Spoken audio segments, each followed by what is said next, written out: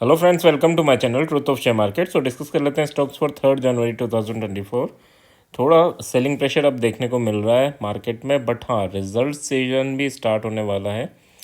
दिसंबर तक जो रिज़ल्ट है वो आने वाले हैं इन जनवरी। तो जनवरी में जो रिज़ल्ट आएंगे उसके बेस पे डिसाइड होगा कि मार्केट में प्रॉफिट बुकिंग आनी है या ये रैली कंफर्टेबल है ना। तो ज़्यादा अप मूवमेंट की उम्मीद अभी भी नहीं रखेंगे। आपने निफ्टी बैंक निफ्टी का वीडियो देखा होगा, उसमें मैंने एक ट्रेंड लाइन ड्रॉ कर रखी है। अगर जब तक उसके ऊपर नहीं जाता तब तक हम बुलिश नहीं रहेंगे। अगर एक दो दिन वो ट्रेंड लाइन के ऊपर सर्वाइव करता है, नो डाउट फिर हमें एक अच्छा अपसाइड मूवमेंट देखने को मिल सकता है। अभी बात कर लेते हैं HDFC बैंक की। HDFC बैंक की बात करें तो देखो 1702 इसके ऊपर 1702.8 यानी 1703 के ऊपर जाता है तो 1710 एंड 1719 तक के टारगेट आपको देखने को मिल सकते हैं इन HDFC बैंक। और अगर यहाँ पर हम बात करें SL की, तो SL आपका रहेगा 1697, ठीक है, सॉरी 99 आप लेके चलना, 1699 ये आपका हार्ड एसल रहेगा। 3-4 पॉइंट का हार्ड एसल है। 1697 अगर ब्रेक होता है तो फिर आपको 1689 एंड 1680 तक के टारगेट डाउनवर्ड डायरेक्शन में देखने को मिल सकते हैं। यहाँ पर भी अगर हम एसएल की बात करें तो 1700 का एसएल रहेगा, यानी 3 पॉइंट का एसएल यहाँ पर भी हम लेके चलेंगे। अब बात कर लेते हैं, अगर गैप अप ओपन होता है तो मोस्ट प्रोबली कोशिश करेगा इस रेंज में वापस आने की, है ना। एंड अगर यहाँ आके इस ब्लू लाइन पे अगर ये सर्वाइव करता है तो फिर आपको अपवर्ड मूवमेंट देखने को मिलेगा, और वापस इस रेंज में आता है तो फिर सेलिंग प्रेशर कंटिन्यू जनरेट रहेगा, है ना। गैप डाउन ओपन होता है, रेड लाइन से टकरा के नीचे जाएगा तो हम सेल करेंगे, और वापस इस रेंज में आ जाएगा तो हम बाय करेंगे फॉर दिस टारगेट, ठीक है। अगर मार्केट में 15 मिनट की कैंडल किसी भी लाइन का ब्रेकआउट करती है तो कैंडल का लो आपका सॉफ्ट एसल रहेगा, और ब्रेकडाउन करती है तो उसका हाई आपका सॉफ्ट एसल रहेगा। अब ये केवल इन लेवल की बात नहीं है, ये किसी भी लेवल की है ना। कोई भी लेवल हो उसका ब्रेकडाउन या ब्रेकआउट होती है तो 15 मिनट की कैंडल का हाई लो हम टेक्निकल एसल लेके चल सकते हैं। नेक्स्ट अगर हम बात करें, so that is our axis bank. Axis bank में भी देखो काफ़ी इंपॉर्टेंट लेवल पे है। ये लेवल है जहाँ यानी 1077, तो ऑलमोस्ट 1080 के अराउंड आज मार्केट आया था। एंड यहाँ से थोड़ा सा बाउंस दिया है, बट हो सकता है कल सेलिंग प्रेशर देखने को मिले।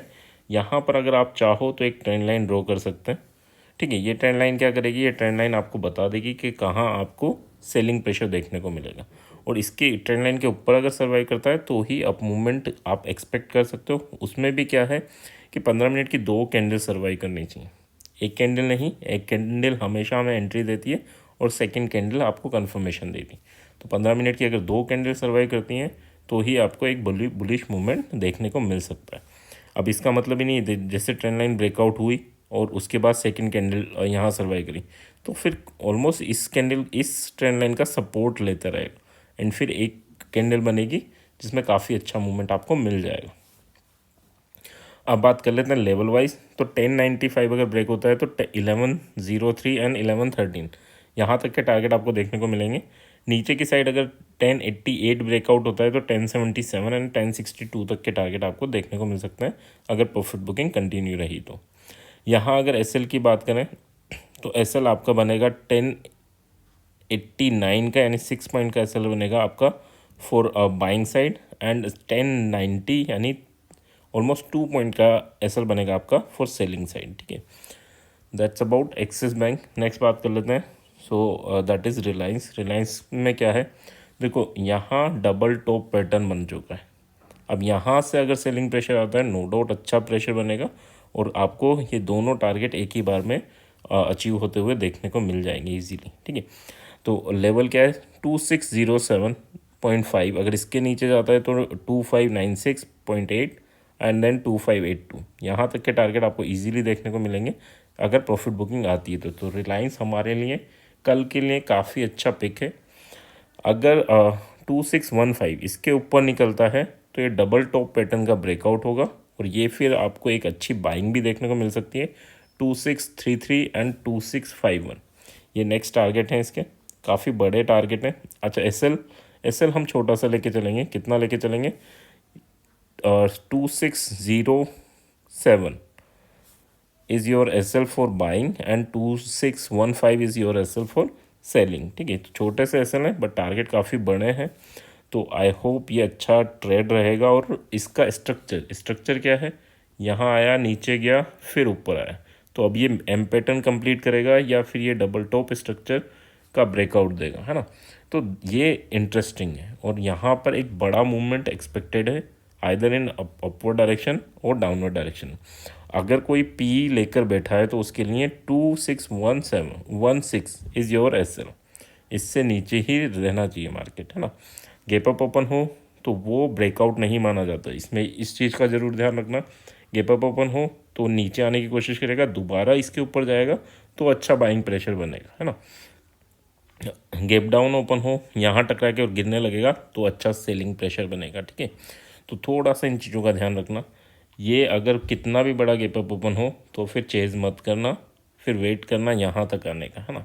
यहाँ आके फिर हो सकता है दोबारा बाइंग आए।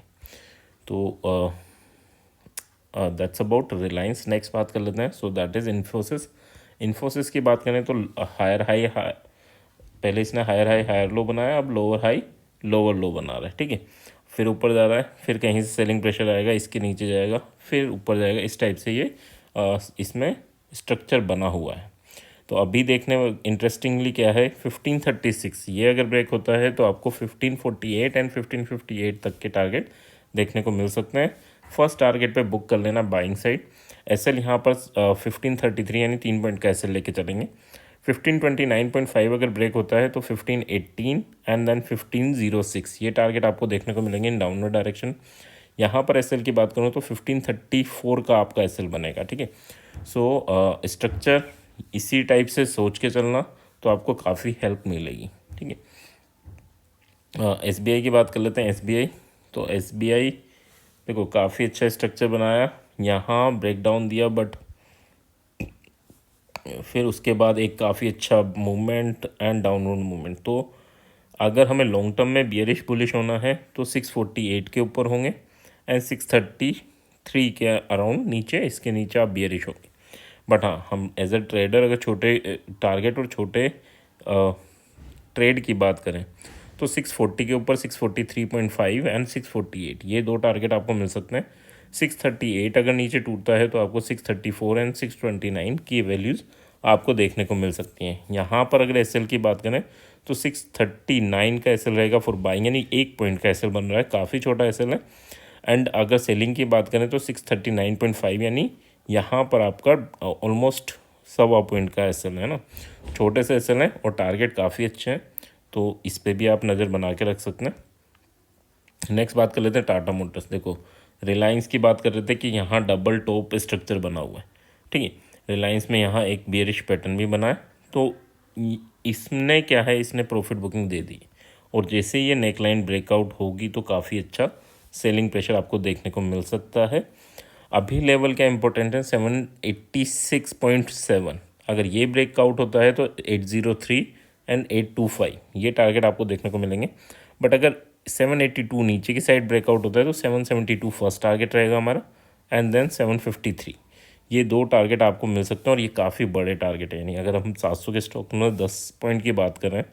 अच्छा एसएल की बात करें, एसएल की बात करें तो 782 के नीचे अगर आप सेल कर रहे हैं तो 786.8 ये आपका एसएल रहेगा, यानी ऑलमोस्ट 4 पॉइंट का। ठीक है, और 786.8 के ऊपर अगर हम बाय कर रहे हैं तो फिर हमारा एसएल रहेगा 782 का। ठीक है, तो ऑलमोस्ट 4 पॉइंट का ये रेंज है जिसमें आज 5 कैंडल, वो भी 1 आवर की 5 कैंडल इसी के बीच में बनी। तो अगर ऊपर ब्रेकआउट हो या नीचे ब्रेकडाउन हो, काफ़ी अच्छा मूवमेंट आप कैप्चर कर सकते हैं। तो फर्स्ट हम रिलायंस और सेकंड हमारे लिए टाटा मोटर्स। ठीक है, जो जिसमें आपको ज़्यादा मूवमेंट आपको इजीली मिल सकता है, तो इन दो स्टॉक्स पे नज़र बना के रखना। नेक्स्ट अगर हम बात कर लेते हैं, so that is our Adani. Adani की बात करें, अडानी की डे कैंडल देखें तो ये धीरे धीरे ऊपर जा रहा है, बट हाँ जो मूवमेंट होने थे वो हो चुके। अब क्या है, 2946 अगर ब्रेकआउट होता है तो 3033 एंड 3154 ये आपके टारगेट मिल सकते हैं अपवर्ड डायरेक्शन में। यहाँ पर एसएल की बात करूँ तो 2930 यानी 15 पॉइंट का एसएल हम लेके चलेंगे। 2896 अगर ये ब्रेक डाउन होता है तो फिर आपको 2815 एंड 2724 ये टारगेट देखने को मिल सकते हैं। यहाँ पर अगर हम एसएल की बात करें तो 2925 का एसएल रहेगा, ठीक है, यानी 26 पॉइंट का एसएल आपका यहाँ पर रहेगा। सो स्ट्रक्चर देखो, जब तक ये स्विंग नहीं ब्रेक होता है ना, इसके ऊपर मार्केट नहीं जाता, तब तक ज़्यादा बुलिश होने की भी ज़रूरत नहीं है। और जब तक आपको ये ब्रेकडाउन नहीं होता, ठीक है, तब तक इवन आप यहाँ पर बियरिश हो सकते हैं विद दिस एसएल। क्यों हो सकते हैं? क्योंकि अभी हायर हाई हायर लो, फिर higher high, sorry lower high lower low, lower high lower low, है ना। फिर ये क्या है, ये लोअर हाई यहाँ तक का बनना चाहिए और फिर इसके नीचे तक आपका टारगेट मिलना चाहिए, ठीक है। तो इस पैटर्न के थ्रू आप ट्रेड इनिशिएट कर सकते हैं, बट यहाँ पर एसएल इस हाई को नहीं तोड़ना चाहिए ना। तो छोटा सा एसएल लेके, इसके अगर नियर बाय दिखे तो छोटा सा एसएल लेके आप इस डाउनवर्ड मूवमेंट के लिए ट्रेड इनिशिएट कर सकते हैं। देखो टारगेट काफ़ी बड़ा है, एसएल छोटा है, तो कभी कभी एसएल भी हिट होंगे, तो इसमें बुरा नहीं लगना चाहिए, है ना। क्योंकि आप अगर एग्रेसिव हैं तभी इस ट्रेड को इनिशिएट करना है, ज़बरदस्ती नहीं करना, है ना। ये वीडियो में देखा हमें ट्रेड इनिशिएट करना नहीं, मैं रिस्क और रिवॉर्ड बता रहा हूँ कि यहाँ तक अगर यह आ चुका और थोड़ा और ऊपर आता है तो काफ़ी कम रिस्क बचता है। और अगर ये यहाँ से प्रॉफिट बुकिंग आई तो जो लोअर हाई लोअर लो स्ट्रक्चर बन रहा है उसके हिसाब से काफ़ी बड़ा मूवमेंट है, यानी 3000 से आपको 2700 तक का मूवमेंट, यानी 300 पॉइंट का मूवमेंट मिलेगा विथ 30-40 पॉइंट एसएल, ठीक है।